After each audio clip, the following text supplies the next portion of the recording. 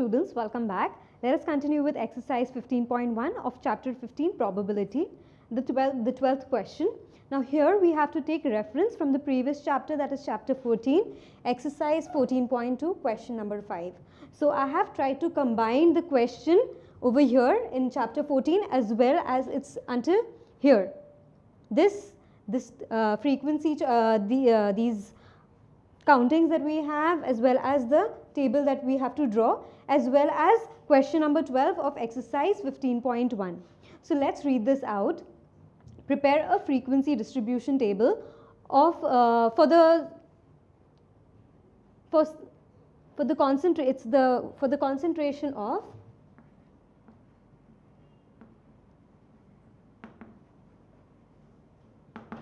for the concentration of sulfur dioxide in air in parts per million, so ppm is parts per million, in a city for 30 days, and they have mentioned the class intervals, that is 0.00 to 0.04, 0.04 to 0.08 and so on. So what I have done is I have mentioned these classes out here, class intervals. Now using this table, we need to find the probability of the concentration of sulfur dioxide in the interval 0.12 to 0.16. That is out here, and this is for 30 days. Okay, so what we are going to do is we are going to first find the frequency by using the tally marks and this data out here. So let's get started. Now between 0.00 to 0.04, we are going to take all those values that are less than 0.04, because anything that is equal to 0.04 will fall under this category. So here we are going to take all the values ranging from 0.00 to 0.04. So let's get started. We have 0.03 less than 0.04 between this interval, so 1. Then we have anything else, 0, okay, here we have 0.02, so another tally mark. Then let's check out here. There's nothing in this row. Let's move on to the other row. We have another tally mark out here. So 3. And anything else here? No. And anything else out here? Yes. So let's just confirm if there is anything else that we are missing out in the data that lies in this category. That is the class interval 0.00 to 0.04. No, there's nothing. Now you must be wondering, why didn't we take 0.04 here and at other places? Because as I told you, here we have continuous class intervals, right? You see 0.04 here at the end and here at the start. So in this interval, we are going to take all the values that are less than this value. So this count is 4. Let's write down 4. Now I'm going to use a different colored chalk for this interval. So from 0.04 to 0.08. So again we are going to take all those values that are greater than equal to 0.04 and less than 0.08. So let's check. We have 1, then out here we have 2, then here 3, and anything else? No. Then out here, okay, another one, 4. Let's proceed to the next row.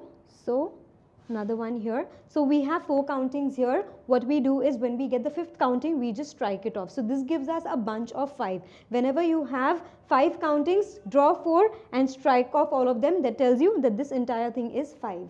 So we have found 5 so far. Let's see if there are other data, other countings, that readings that are in this interval. So here none.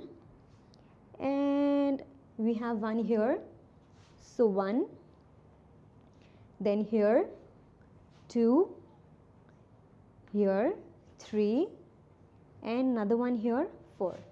Anything else that we are missing out in this category? Less than equal to 0.08 and greater than equal to 0.04? No, I don't think so. Just in case we miss out on data, you need not worry. We will be left with certain values and then we can accordingly put them under the desired category. So here the count is 5 and 4 strokes. So this is 9. Let's write down 9. Okay. Now proceeding with 0.08 and 0.12. So values less than equal to Values greater than equal to 0.08 and less than 0.12. Let's check. We have 1, 2, so 1, 2, then 3, okay, here none, then 0. No, then out here we have another one, so 4, proceeding, none, then again we have 1 here, so 4, and the 5th one strikes off. Let's check. Then we have another one here, so 1, and another one here, so 1, another one, and another one here, and I see another one here. So anything else that we are missing out? The first row, none, the second row, none, third row, none, none, and none. So here the counting is 9. Now let's proceed with the class interval 0.12 to 0.16. So any value greater than equal to 0.12 and less than 0.16. So let's check 0.12 and 0.16. No. So okay, we won't take 0.16 because it is equal to 0.16. We need a value that is less than 0.16. So no, no. Okay, so we have 0.12 out here, so 1, then 0.13, 2, none, none, and none. So here we just have 2. Now I'll use the same yellow colored chalk again for this one. So 0.16 to 0.20, again values greater than equal to 0.16 and less than 0.20. So let's check. The first row we have 1, the second row we have another one, okay, again 80, 0.18, so 3, not this one because it's equal to 0.20, this one, so 4. Anything else that we are missing out? No, we aren't. So this is going to be equal to 4 because 1, 2, 3 and 4. Now we have this last category left, 0.20 and 0.24. So the remaining are going to belong to this category. So how many do we have?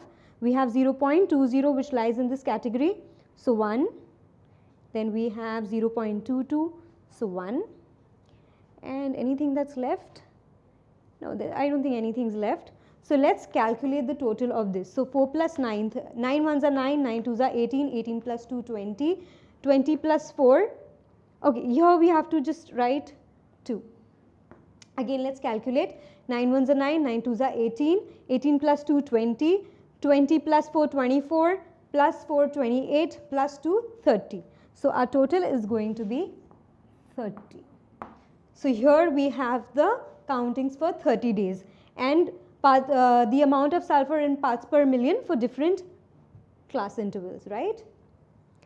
So now proceeding with the question, that is, use this table to find the probability of concentration of sulfur dioxide in the interval 0.12 to 0.16. So again we are going to look under this category. So the concentration of sulfur in this class interval is 2, and what is the total?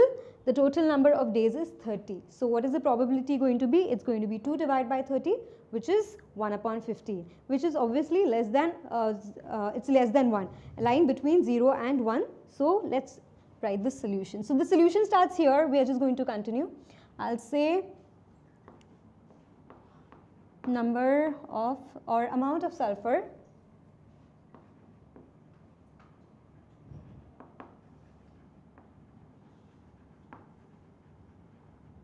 in parts per million, so ppm for parts per million in class interval. So I'm just writing Ci for class interval 0.12 to 0.16 is equal to 2.